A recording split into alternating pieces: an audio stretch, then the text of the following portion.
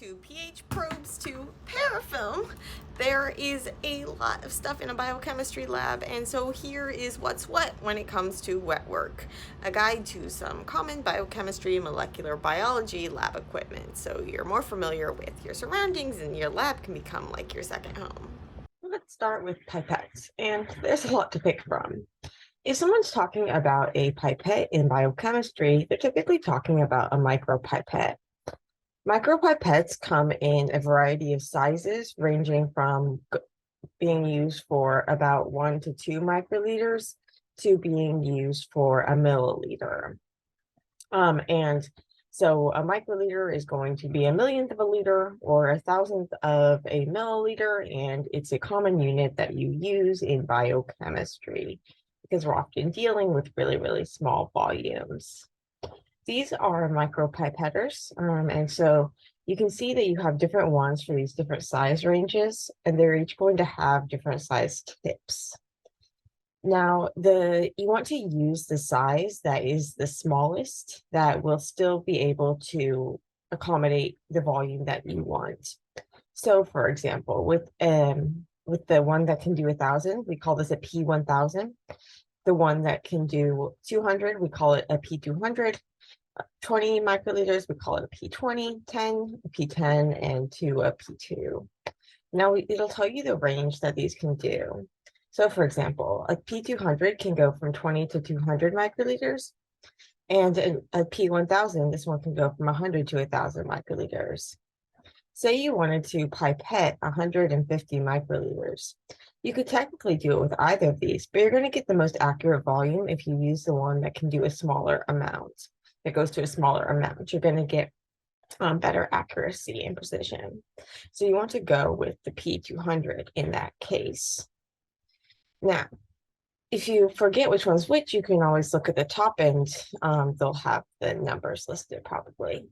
These also say XLS. This is basically just like this brand thing, and they use these extra long tips and things like this. Speaking of tips, there's a lot of different tips to choose from. And so here's just an example where you can see these are both tips for P1000. Now they have slightly different lengths, but the real difference is that this one has a filter. And so we have these filter tip pipettes. These are really useful for if you want to protect your sample from what was in the pipette already, like on the end part, or if you want to protect your pipette from what's in your sample. So, for example, you might want to protect your sample if you're working with RNA or something really delicate, something you want to keep sterile. And you might want to protect your pipette if you're working with radioactivity or something, and you don't want, when you're pipetting, for things to splash up. Much more on pipetting in another post, but we're just talking mainly about equipment here. So in terms of these tips, in addition to having filter and non-filter, you can have them come in these racks that you kind of refill the boxes from. You can have them come in these individually packed sterile boxes. You can have them just come in bulk in bags where then you stick them in the racks.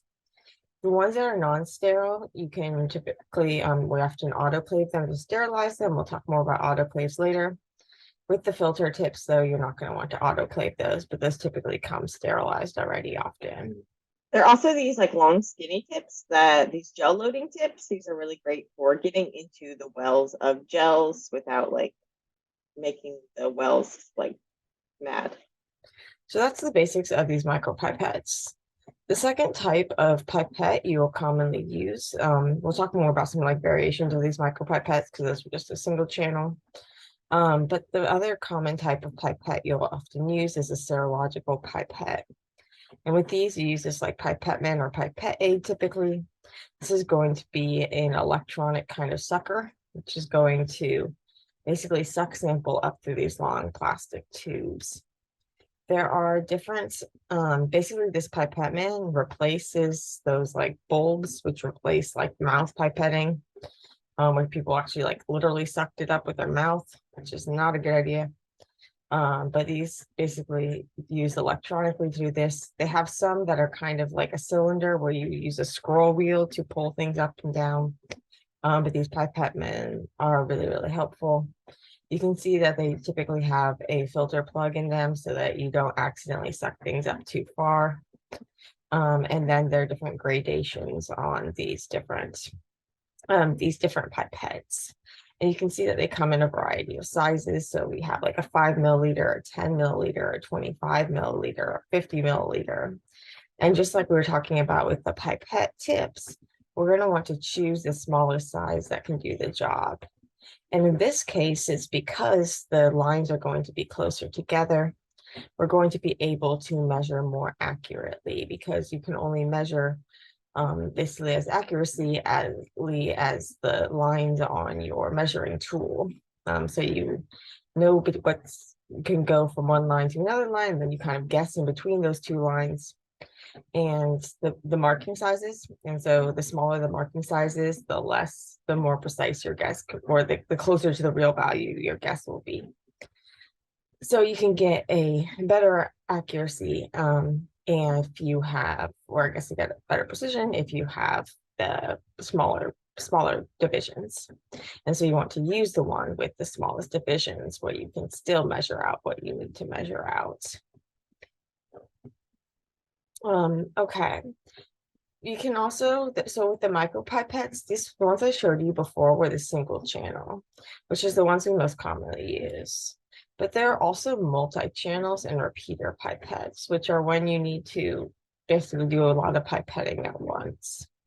For the multi-channel, instead of having just like a single tip, you have a strip of tips.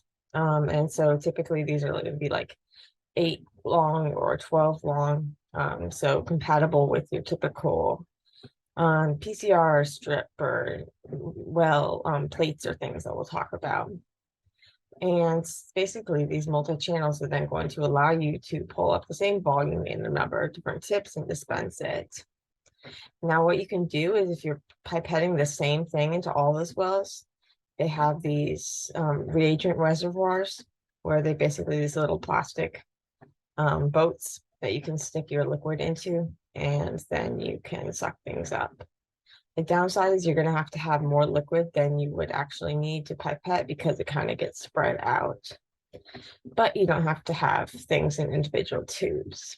If you have different things you're wanting to pipette in each thing, or if you don't have enough of the liquid for it to be spread out as much, what you can do is you can actually be transferring from strip tubes or from a block directly into something else. So that can be helpful. So that's the multi-channel. You have the same volume in different tips.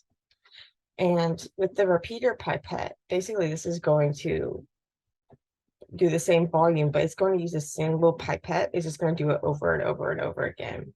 So you suck up the liquid once, and then each time you push down, you're going to get an equal amount pushed out. And again, you're going to have this in different size tips. This is really useful for making aliquots of things.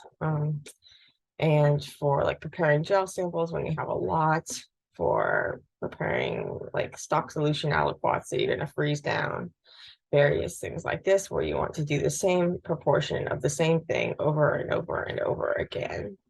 But if you have even more that you need to pipette, such as if you're doing crystallography and you're doing a bunch of screening, there are like robots that can handle liquid.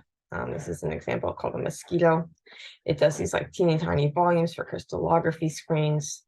We have liquidators, which basically there's automated versions and manual versions, where it will take a whole block at once worth and transfer it. So these are going to be really helpful if you have a lot of samples to transfer. Some other things that we can use to transfer liquid while measuring, syringes.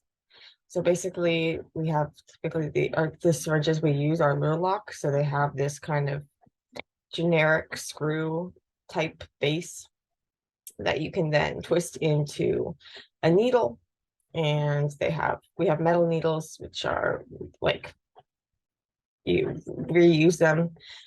And then we have like the plastic, or I guess they're both metal, but we have reusable needles that we use for things like when we're injecting into an ACTA or some other machine. And then we have the disposable needles, which are like the typical needles that you would see in a medical setting. they all have these adapters that are going to allow them to screw into the bases of these little lock syringes. And then these syringes, once again, are going to come in a variety of different sizes.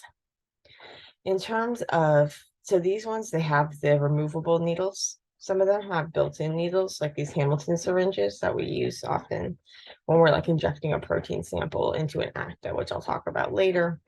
But basically, these typically have the needles already like attached to them. When you have the needles that you're going to be reusing, you want to make sure that you wash them really well. So like squirt water through them. If things get clogged, they have like little metal wires you can use to help declog them, but try to prevent them by getting clogged in the beginning by being sure to wash them right after you use them. And so typically what I have to do is do like water and then do an ethanol wash. So those were syringes. And I should also mention that if you have, before we talked about the multi-channel and the repeater pipette, so all of this was things where we're actually measuring as we're transferring, but sometimes you don't really need to measure, you just need to transfer things from one place to another.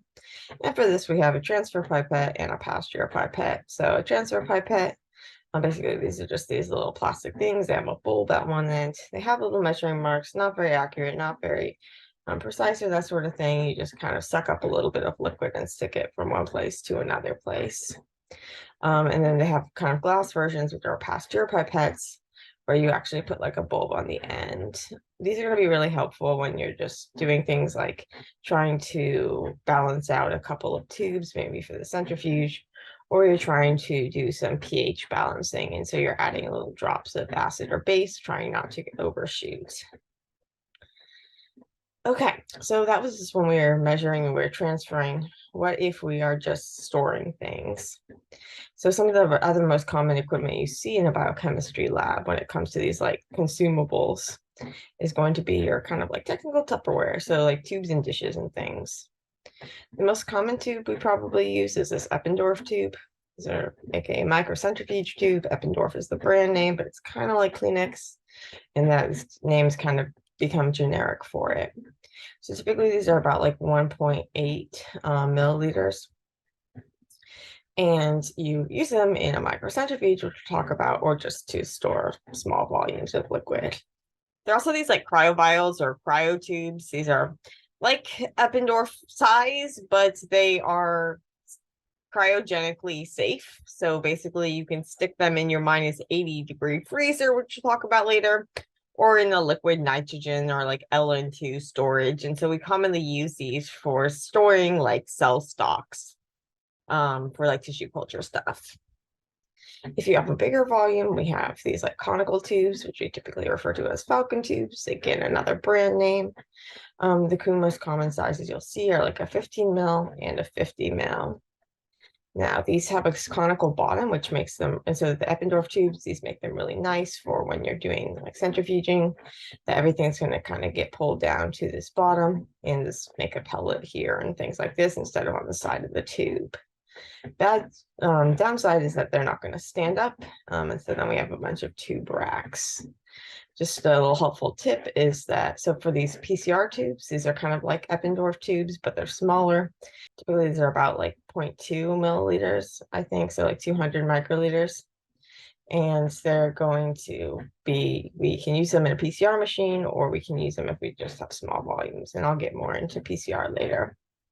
But you can, for a rack for these, what you can do is you can tape together two of the pipette tip racks, like empty rack things.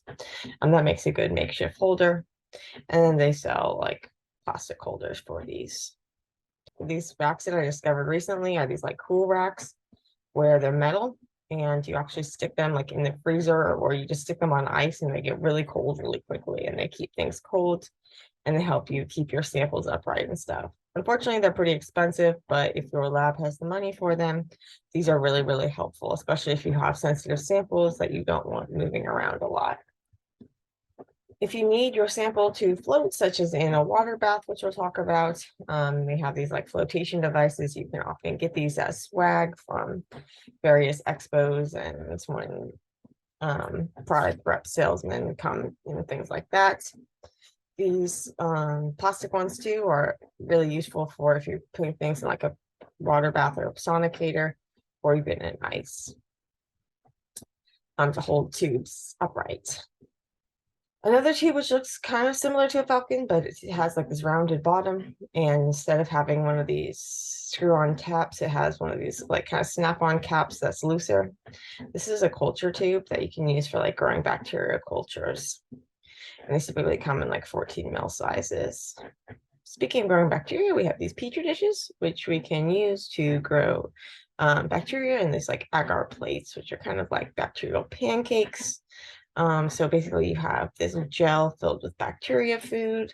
And often what we do is we also add an antibiotic, and we can use this to select for cells that contain resistance to that antibiotic. And commonly we do this, we can use antibiotic resistance as a sort of selection marker by when we're doing cloning, and we can stick our gene of interest into like a plasmid, and then also stick on that plasmid will have an antibiotic resistance gene. So only cells that are taken in the plasmid will be allowed to grow, and then you see them grow as these like clumps called colonies. Much more on that in other posts. But that's the Petri dish, and then we can make the agar plates from them. And then we have some less like technical sounding things like sandwich Tupperware we can use for staining gels and things like this. Okay, we also have like blocks. So these are like deep well blocks. And then there's also these things called cluster tubes, which I find really helpful, where basically they're kind of like blocks, except that they have these removable wells kind of. So these are almost like PCR strips, but they're larger volumes. And this can be really helpful. Okay, let's talk about some glassware. So there's a bunch of glassware with different shapes, different sizes. So basically all these different types of glassware are going to come in a variety of sizes. What really differentiates them is going to be more like their shapes and what we use them for. So beakers, these are basically, they look like your typical tumbler glass, except they have some markings on the side. And basically with the markings for the beakers and for the bottles and for the Erlenmeyers, these are all going to be approximate measurements. So you're not going to want to count on these measurements being accurate. So you don't use them for actually measuring, but you can estimate the volume based on that. And this is helpful for when you're saying making a solution, you can kind of estimate how much water you're going to add, you need to dissolve your thing in, and dissolve it in one of these beakers before then transferring it to one of these graduated cylinders, which are going to be these long skinny things with the more accurate markings. And these are going to be, so you can dissolve it in a beaker and then pour it into a graduated cylinder to actually do the measuring. But you want to be careful because the lines on these beakers are not going to be very accurate. And so you want to make sure that you're not going to overshoot it with how much you add, but it gives you a rough ballpark figure. There are also measurement lines on the bottles. And again, these are just approximate volumes. One more thing with the bottles, so we typically these are like Pyrex bottles. So Pyrex is basically like the type of metal that's really sturdy. With these bottles, we're often sticking them in the autoclave a lot, which is this like heat sterilizer. And the bottle caps can kind of get all cracked, like old and crumbly. So you want to make sure that the cap you're using is not crumbly, or else the crumbly stuff can fall into your solution, which is not good. The cap should also have like an impact tack, or the lid should also have like a plastic ring around the top to help keep things sealed. And these bottles typically have this standard kind of top size that's going to make them compatible with various bottle top things like filters. So the beaker is going to be kind of like your tumbler, like your typical just cylinder. The Erlenmeyer is going to be more like pyramidal. And then you have your graduated cylinders are going to be these long and skinny. In terms of the measurements, so the graduated cylinders, these are going to be more accurate than the measuring is going to be more accurate than the beakers or the flasks. Again, similarly to how we saw with the pipettes, you're going to want to use the smallest thing that can do the job. Because your measurement is only going to be as good as in between the lines that you can see, and the closer together those lines are, the closer you can get to the volume that you actually want. And these are going to be calibrated better so that the volumes on the sides are actually going to be more accurate in terms of representing the actual volume that's inside.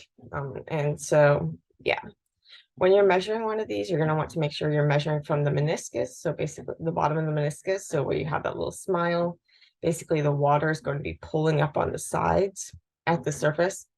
The water kind of gets attracted to the surface of the sides of the container, and it kind of pulls them up. This is going to lead to the smiling effect, and you're going to measure from the bottom of the smile. And then because you're kind of having to, you can see which line is between, which lines is between, and then you kind of guess which it's in between.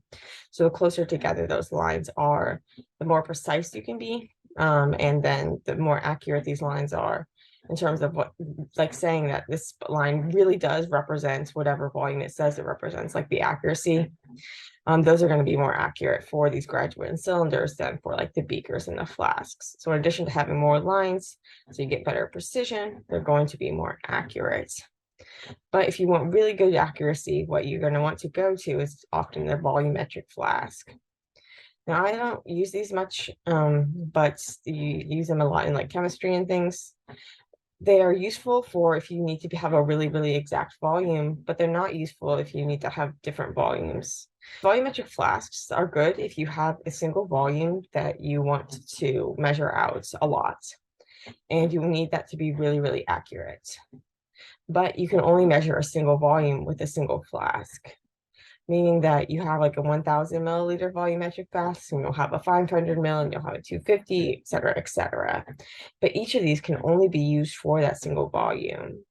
Because how these volumetric flasks work is they have at the bottom, they have a kind of like bulb, and then they have this long skinny stem. And on that stem, they're going to have a line, which is the measure mark.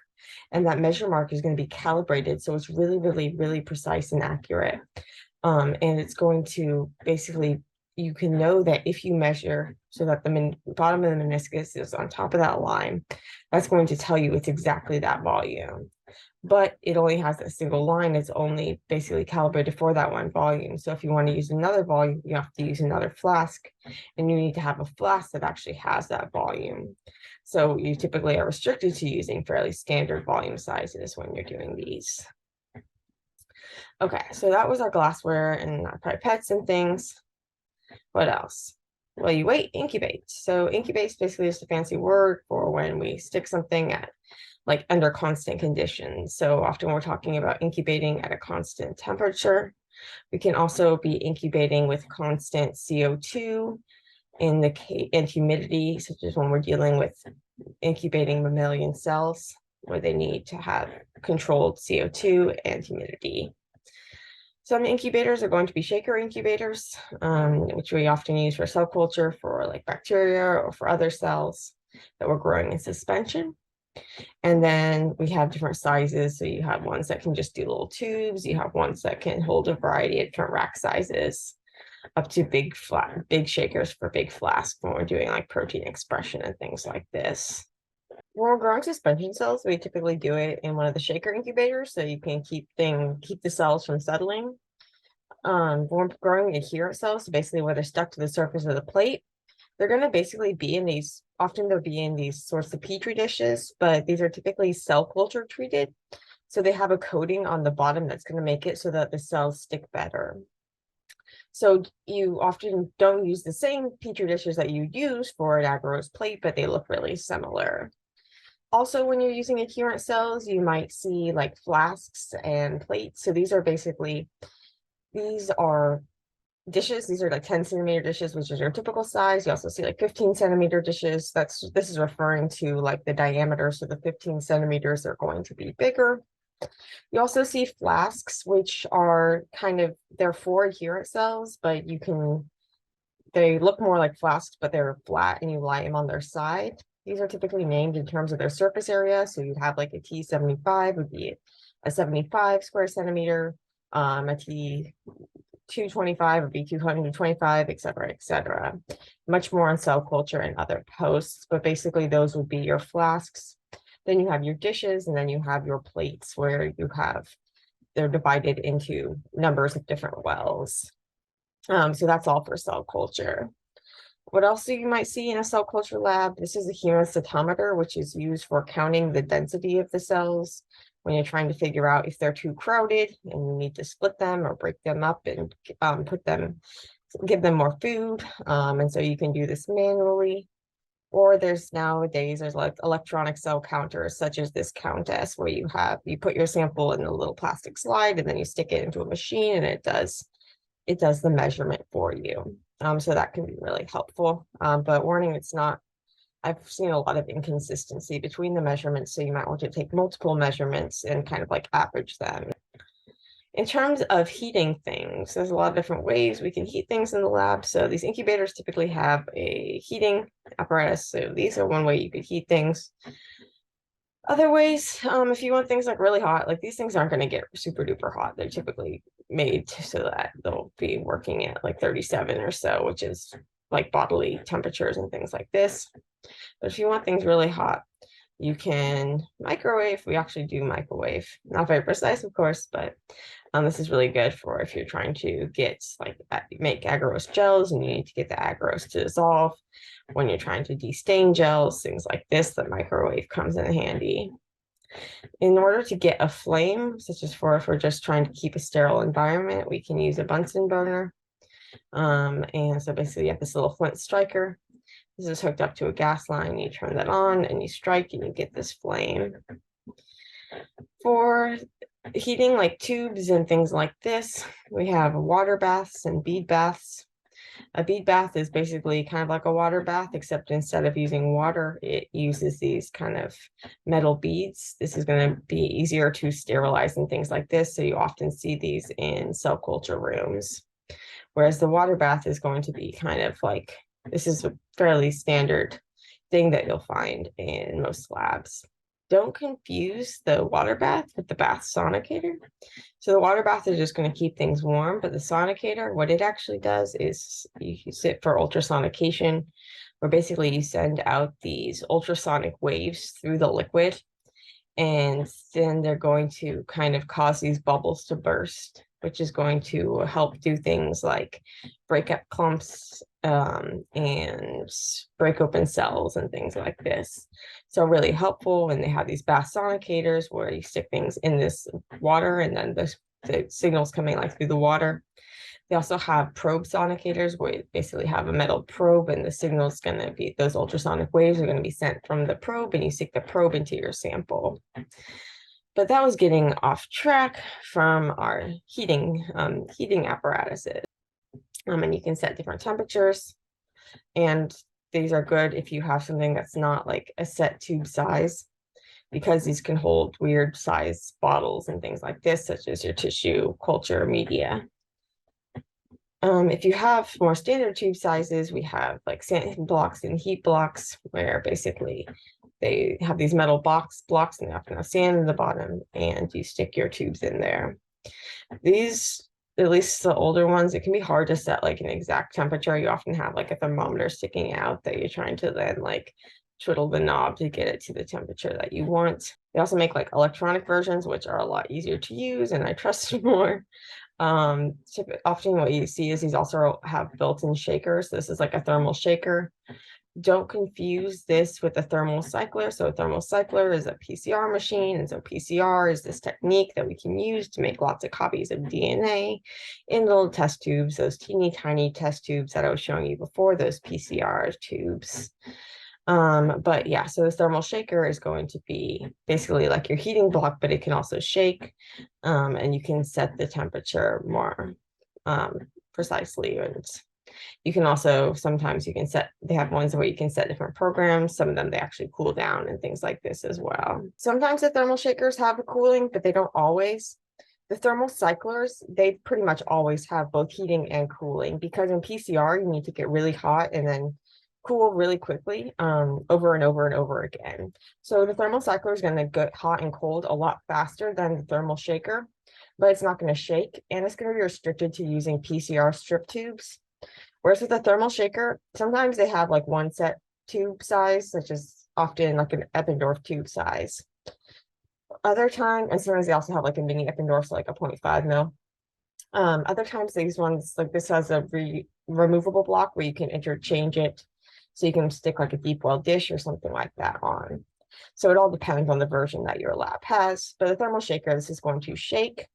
We use this for like incubating and shaking and things. The thermal cycler, the PCR machine we use for PCR. We also use for other things, including incubating when we have strip tubes. It can be really helpful if you're preparing a lot of gel samples, you need to boil them and things like that. So that was some ways that we can get things hot, but often we want to get things cold. We have a variety of rays. We have lots of fridges and freezers of various sizes, and some of these are like under the bench. Some of these are going to be your typical like kitchen freezer, kitchen fridge type situations. Might be out in a hallway, might be shared in like a common area. We also have, sometimes we have deli fridges. These are commonly used for housing our protein purification equipment. I'll talk more about later, this like FPLC or ACTA. Cold rooms, which is my least favorite place, where it's like a walk-in refrigerator with benches and things like this, so you can actually do work in there. Often when we're doing work with proteins that need to be kept, that are sensitive and we don't want to hurt them. If we want to get things really cold, we have this -80. So often what we refer to like this normal freezer as like a -20, and a -80 is this really, really cold freezer. And you want to, when you're working with these, keep the doors closed as much as possible, or then you're going to heat this up. You're going to get these BP alarms going like crazy, and you don't want that to happen. Not to mention that it's not good for your samples. So -80, this is going to be these super duper freezers, and then -20, it's your normal freezer.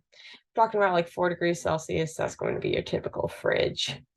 If something says to store it at like 20 degrees or whatever, that's just going to be room temperature. If we want to get things really cold, really fast, we have liquid nitrogen. So this is often held in like these liquid nitrogen tanks, where they have this knob where you can turn it to let the liquid nitrogen out of here, typically into some sort of transfer dewar. A dewar is kind of like a thermos type thing that you can use in order to store this liquid nitrogen and not have it just dissolve off or evaporate off. We also have, so we have transfer dewars, which you can use for just like transferring the nitrogen from one place to another, as well as storage dewars for like long time storage. So we often use these dewars for storing like cell culture stocks in boxes, and like these big racks on these things that pull out, and you have these racks of tubes and boxes and things like this inside of one of these. Okay, so yeah, we also have these little like foam devices that we can use to store liquid nitrogen and flash freeze samples in and things like this. You're also going to see a lot of just normal ice buckets, as well as styrofoam. It also often does the trick. And again, when I showed you earlier, that's kind of like the next to the flotation devices were those plastic things that can be really helpful for holding your tubes in place, as well as those cool racks for when you need to keep the samples cold on the ice.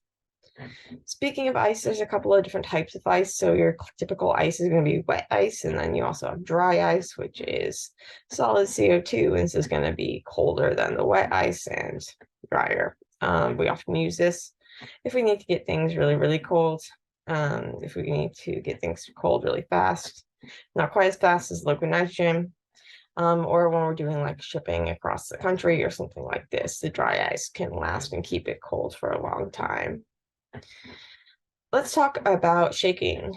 So there's a lot of ways where we're going to want to shake, times and ways where we're going to shake a sample or stir a sample to get things mixed together. The orbital shaker, this is going to be kind of like it gently goes in these orbits. And these are really good for like incubating gel membranes when you're doing a Western blot, or destaining and staining gels, basically where you just want to help, you have some sort of liquid and you want to kind of just swirl it around a container, help out diffusion, help like, so if you were to stick like a dye molecule into a thing of water, you would see the dye molecule spread out through diffusion, basically this like random movement that leads to the overall spreading out into evenly. And you can help that along with help keep things moving with orbital shakers. So this is kind of just like going in these flat circles. If you want things to go kind of actually like be rolling, we have these hot dog rollers, as well as these end over end rotators. Also have like platform rockers where this is basically going to rock from side to side, again, often for like gels. And then there are nutators, which are kind of going to go up and down and circle at the same time. So those are different types of things. So you might use these for, say, like mixing solutions. This is going to be better for mixing solutions, whereas these guys are better for if you're trying to like stain or destain a gel or incubate a membrane with a wet in one of these boxes on a Western, where you're using the boxes, then you're not going to want to go like sending end over end and then have everything spill out. But they're like more gentle and stuff too. Okay, so that was just kind of like shaking and stirring and things like that. Oh, speaking of stirring, often what we're doing, so we talked about the shaker incubators, often what we're doing when we're stirring is we're actually using a magnetic stir bar in one of these heat plates. So I didn't even mention a hot plate before when I was talking about heating things. But we have this hot plates, and often what we're using is these also have a stir function. And so sometimes you have one of these magnetic stir plates that has heating, and sometimes these magnetic stir plates don't have heating. So make sure if you want something to be hot, you're actually using one that has heating. And then make sure if you don't want something to be hot, you're not accidentally knocking into the heat function and turning the heat on. But you stick a magnetic stir bar in there, and then this is going to stir while your sample is heating, or if you don't turn the heat on, not while it's heating.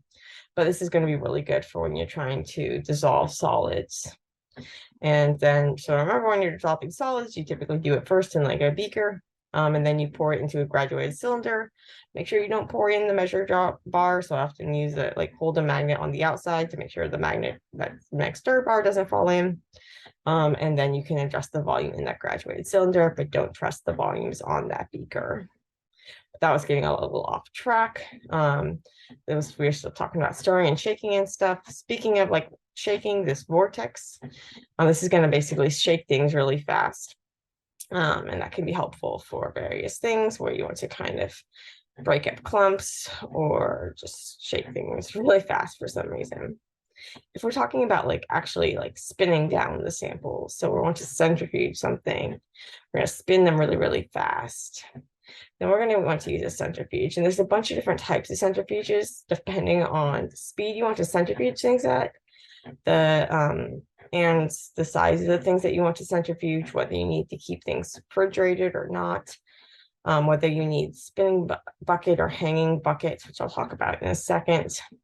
But you have your basic, if you just want something like a quick spin with a small tube, like an Eppendorf tube, we have these like pulse microcentrifuges, as well as then we have these benchtop microcentrifuges. Again, these are used for like these Eppendorf tubes. And then we have a variety of centrifuges that are either like benchtop or floor models, where they're actually on the floor. And then we have the ultra centrifuges, which are going to go super duper fast. Centrifuges can be like fixed angle, in which case the tube is held at like a single angle. And they can be swinging bucket, where the tubes are, where the racks are kind of like the tubes and things are kind of in these buckets that can then swing. Much more in centrifuges and other posts. But these are the rotors, which is what the tubes go into. And so some centrifuges have like interchangeable rotors, where you can change out if you want to say have different size tubes, or you want to have plates instead of tubes. And so you have these swinging buckets and the fixed angle. And then those can be both in normal centrifuges as well as in ultra centrifuges. So ultra centrifuges, these go super duper fast. And again, you have fixed and swinging buckets. And we often keep the centrifuge rotors in like a refrigerator, and much more in centrifuges and other posts. But the ultra centrifuges is going to go really fast. This is good if you're trying to do some sort of fractionation, or you're doing some sort of gradient separation, something where you need to spin things really, really fast. So that's the ultra centrifuge. Okay, so let's talk about measuring things. So I mentioned before about some of the basic ideas about how you want to have something that's going to give you the most precision, so kind of give you the most digits you can get, as well as the most accuracy. So make sure that the digits it gives you are really representative of what's actually in the sample. When it comes to weighing things, we're going to have a couple different options. Typically, you have this like kitchen scale and this analytical balance. And the scale is going to give you fewer digits. So if you were to weigh the same sample on this analytical scale and a kitchen's analytical balance and a kitchen scale, you can see that this would go to like 1.00 grams, whereas this would go to 0.9999 milligrams. So you're getting more digits. And it's going to be also be more accurate. So that's going to better represent the true weight of it. Things can get complicated when we're talking about accuracy versus precision with these scales and balances and things. So I don't want to get too complicated into it, but know that if you need your sample to be really accurate and really precise, you're going to want to use something like an analytical balance, but you can't use it for as big of heavy of things. With these analytical balances, they typically have these like sliding doors that they don't even get disrupted by air. So much more on accuracy and precision and significant figures and things in another post. But just remember that you only know as much as your measuring tool knows. Next to the balances, there's often a pH probe. And so basically this is this probe that you stick into your liquid, often on a stir plate, so that you can be stirring while you're measuring. You stick this probe in here and it will measure the pH for you. You often have to calibrate it first with some known standards. And then you can dropwise add, using one of those transfer pipettes, add like acid or base to try to get the pH to the value that you want. Speaking of measuring things, we can also measure like light absorption. So there's like a spectrophotometer.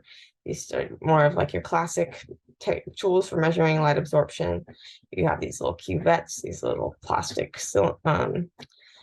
like rectangle type things where you have your sample in here, and then the spectrophotometer is going to send light through, and the light's going to get absorbed. And the more the stuff that's in the tube, the more of the light that's going to get absorbed. And so you can measure the absorption to figure out how much stuff is in the tube. And that was a much simplified version. You can also do things at different wavelengths. It'll tell you different things. I'm not going to go into it in this post, but that's the spectrophotometer.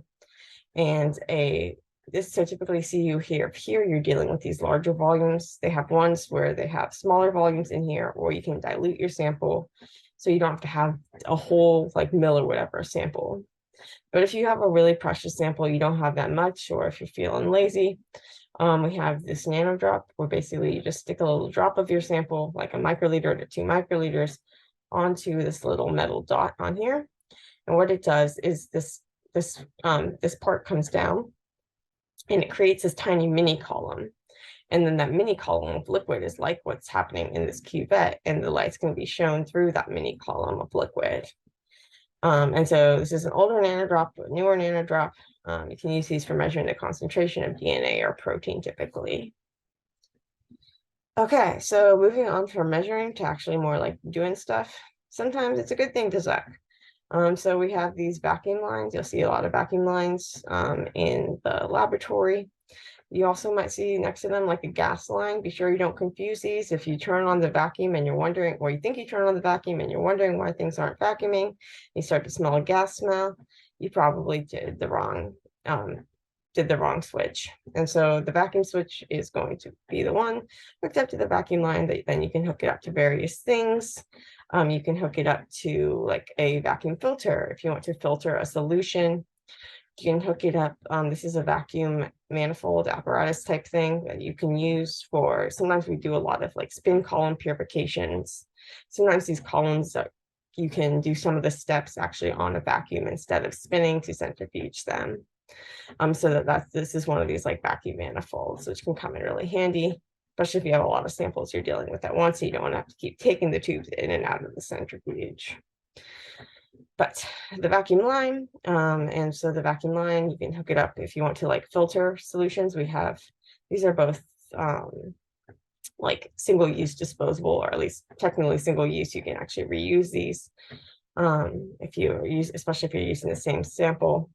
And they have versions of them that are reusable, like that you wash and things like this. They're made of sturdier plastic.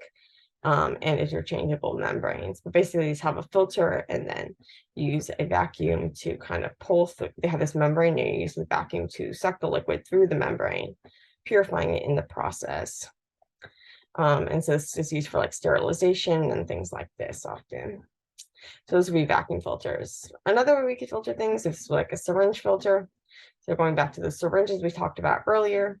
Sometimes we don't really care about what measuring marks they have. We just care because those measuring marks aren't going to be super duper accurate anyway. We just care about using that one that can hold what we want. And then we can use it to push the liquid through a syringe top filter, a syringe filter into different tubes. And note that these filters are going to come in a variety of different sizes, if you want things to be super duper pure and sterile, you're going to want to use like a 0.2 micron, a 0.22 micron filter. If you don't care as much about sterility, but you just want to make sure you get big clumps out, and maybe your sample is thicker, so you don't want to have to try to push it through tiny holes of a 0.22 micron membrane. But it's basically telling you about how tiny the pores are. Then like a 0.45 is often used, like even like a 1.2 or so if you're trying to deal with some cell lysate. These also have different like ring sizes, and so you want to, the smaller this ring part is, the smaller the surface is, the harder it's going to be to push through, but the less you're going to lose being absorbed on here. So if you have a larger volume, you can get away with losing some being absorbed into the ring. So the bigger ring size would be helpful. But if you have a smaller amount, you're going to want to use a smaller ring, but you might have to push a little harder. Okay, so those are syringe filters and vacuum filters. Those are ways we could sterilize, especially if we use that 0.2 micron. Another way we can sterilize things is an autoclave, which is basically a super duper hot oven sauna type thing. These often we have these tape on the top, this autoclave indicator tape, and it starts one color, and then when you put in the autoclave, it's gonna like turn black. So they have like lines or words on them. I really want to make ones with jokes on them. So far no one has taken me up on that offer or that suggestion. Not that I've like seriously offered it or anything or suggested it, but I think that'd be cool. Basically it's going to change temperature when it gets hot, so you know that the autoclave was run on them. Typically we put our samples into the autoclave in one of these like in these plastic racks. We have these big Elmo gloves because that thing gets really, really hot. And yeah, we often use the autoclave when we're preparing solutions for things like working with bacterial cultures, so bacterial food, like the agar for those agar plates we were talking about before. Going back to filters, these are technically filters, but often we think about them more in terms of concentration. These like spin concentrators are these ultra centrifugation devices. Basically, they have this membrane inside of them that's going to have a different pore sizes.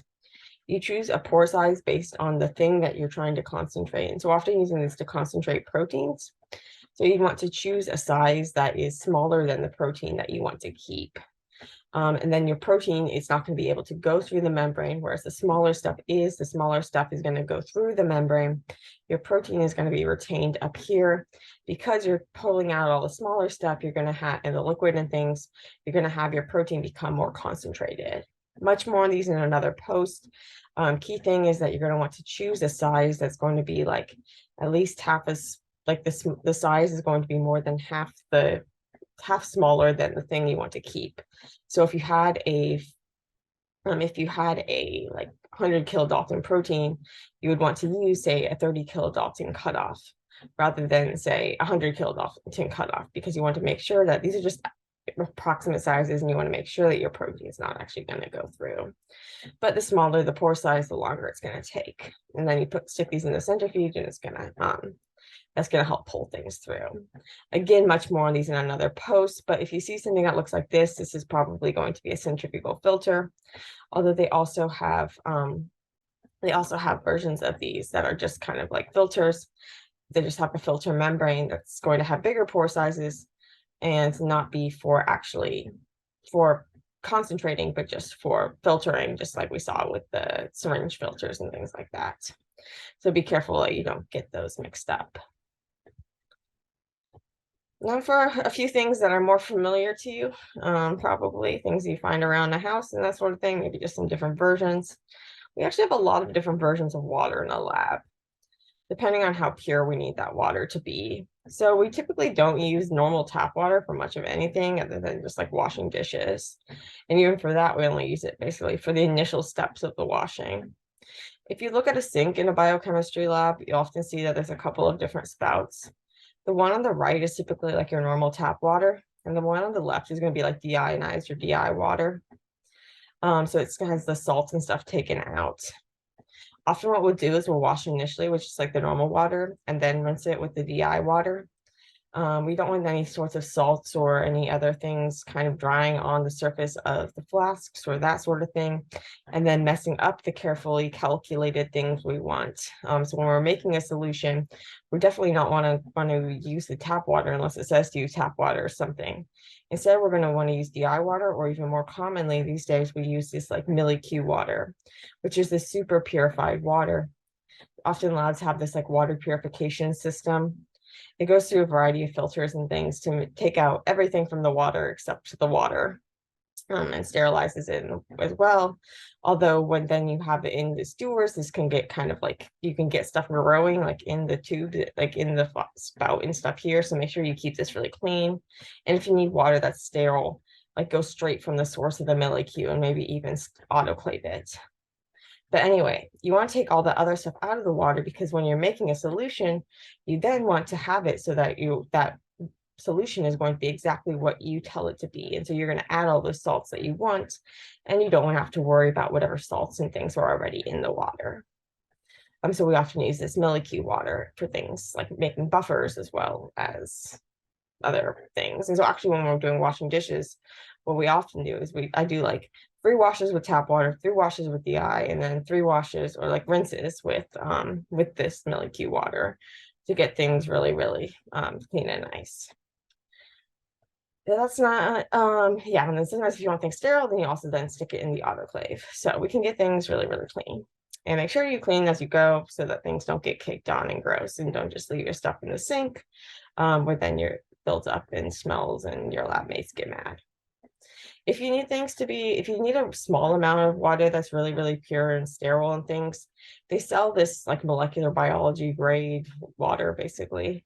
Super duper purified water. It's guaranteed to not have RNases and DNases and things like that, which is one of the biggest things that we're concerned about a lot of times in biochemistry. It's not just the salts and things like this. It's not even bacteria and things like that necessarily, but it's the proteins and things that they make, such as these RNases that they secrete to kind of protect themselves. But these RNases would then chew up RNA and can degrade your samples. And so this water is going to say like RNase free. Yeah, I think it says here somewhere. But anyway, yeah, basically these tiny little bottles of water. And you might even want to take aliquots of that so that you don't have to keep sticking your pipette in there. And then each time you stick your pipette in there, you could then be contaminating it. So you can make little like samples of little bottles of the water from the bottle of the water, like little tubes of the water that you can then work out of. Some more things that you might find around your house. We use foil for a lot of things. It's good for keeping light away from light sensitive things like fluorophores or fluorescent dyes. We have your salts, just a lot more of it. Instead of like a salt shaker, we have these giant tubs of sodium chloride, your typical table salt. Saran wrap, this is really great for if you're trying to wrap up like homemade gels and you want to keep them moist. Funnels, microwaves we already looked at. Bleach for bleaching solutions to kill things. Fantastic. This spray is actually really good for cleaning up like radioactive spills, like small things. Water repellent like Rain-X. This is great for your gel plates. If you want to make sure that the gel doesn't stick to the plate, you can use Rain-X. So there's various uses that we find for common household things. Also, we use a lot of just like office supplies. Lab tape comes in a lot of different colors. It's super duper helpful if you can develop a sort of like color code. Okay, now some things that are less familiar that you probably wouldn't find in your house, although it'd be kind of cool if you did. In biochemistry and molecular biology, you're probably going to be running gels. Now we can talk about gels as we can talk about nucleic acid gels or protein gels.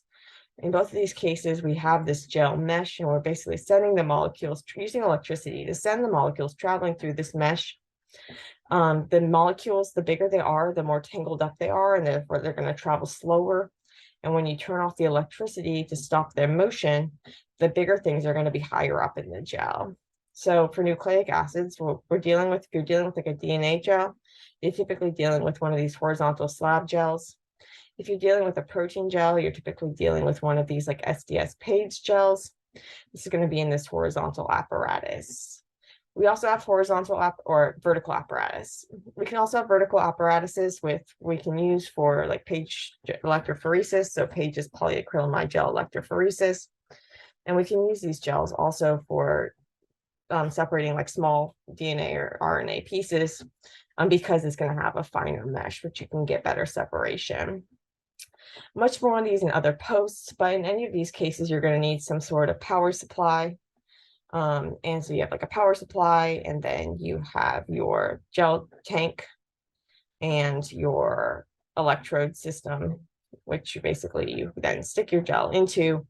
You have the lid on the tank and things like this, and much more on this and other posts.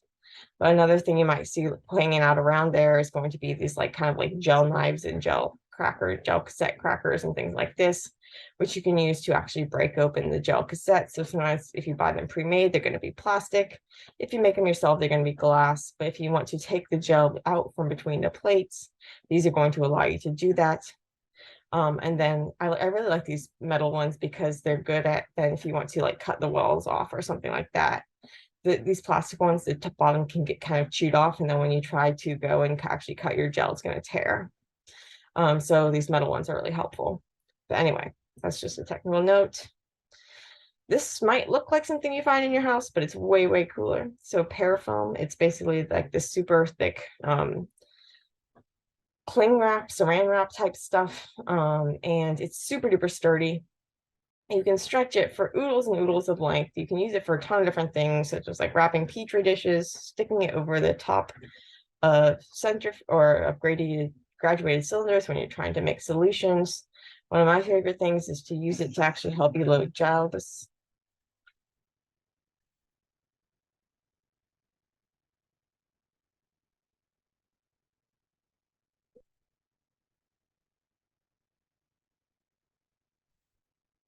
Basically, it's kind of waxy, so the water's just gonna kind of beat up on it. And so you can use it then in order to allow you to mix your sample with like the loading buffer and things like this. So parafoam has a lot of really cool uses. But going back to our gels, we're going to want to look at the gels. And so there are different ways we can look at gels. The standard ways, if you have like a dye gel where it's like a visual color dye, such as if you're doing something like a chromacy staining of your protein gel, you can use just like a light tray in order to get a better look. If you want to then take a picture, we have these like gel docs or chemi docs. They have these white trays that you can use just for taking pictures of like colored things, as well as they often have some sort of UV tray. They also have like separate UV trays that are separate from here. In the gel doc or the chemi doc, everything's kind of happening within the confinements of this machine, and it also can take a picture. Typically, this picture can save to a computer, or it'll print out in one of these kind of like Polaroid type looking things. I don't know what you call those, the thermal printers. Well, it's kind of like old school printout things. But basically these trays, the white trays are going to be used for when you just want like just normal light and then to take a picture. Then they have these UV trays. Sometimes they also have like blue light trays, where basically these trays are going to be used if you're using some sort of fluorescence, things like this. If you have some sort of ethidium bromide or easy stain, cyber gold, any of these sorts of nucleic acid stains, it will be able to then show you them and detect them. If you're working on one of these machines, everything's kind of like safely hidden away inside of this machine box. If you're working with a UV tray that's just out, you're gonna want to make sure you're wearing your protection. You have your goggles, maybe even like one of those face shields. You have these plastic shields above the box, things like this to protect yourself from basically getting a bad sunburn. And so, yeah, so when you also don't want to have your sample on the UV too much, because then the UV can actually harm the DNA or the RNA. So that was the UV. A couple last things. So the ACTA, the FPLC, if you're working in a lab that's going to be doing some protein purification, we have this ACTA machine, this FPLC, so ACTA is the brand name. But basically it's used for column chromatography, which is a technique where we can separate proteins based on different properties of the proteins by sending them traveling through columns filled with these little beads called resin. Those columns are going to interact differently with different proteins, and therefore you're going to be able to separate the proteins, and then you can separate them as they come off of the column at different rates. You're going to kind of go through and come out into this fraction collector, and then you can collect the purified protein.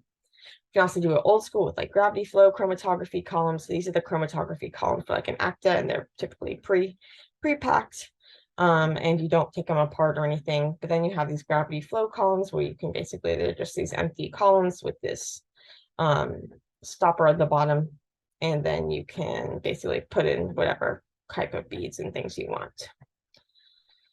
Okay, and then you just like gravity flow it through instead of pushing it through with pumps or pumping it through. Also, just try to reuse whatever you can in the lab, and be creative about how you can organize your stuff with basic like trash and stuff lying around. I call it like recycling. But anyway, there's a lot of stuff that goes on in a lab, and hopefully this helped you feel more familiar with it. And if this is your first experience at the lab, best of luck, and it's a lot of fun, and it can be kind of intimidating, but it gets a lot more comfortable, and so hopefully it'll soon feel like your second home.